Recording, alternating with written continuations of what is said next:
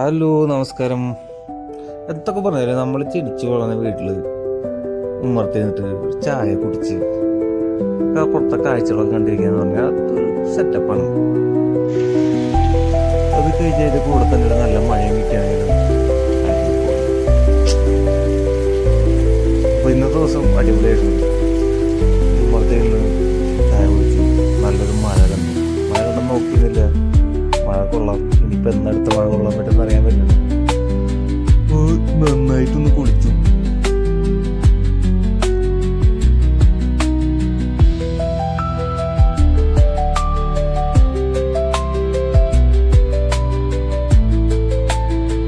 കുളി കഴിഞ്ഞു, പരിപാടിയൊക്കെ കഴിഞ്ഞു. തൃശ്ശൂർക്ക് പോകാൻ വിചാരിച്ചു. വണ്ടി എടുത്തു. എൻ്റെ ഭയങ്കര സ്പീഡാണല്ലോ കണ്ടിങ്ങനെ.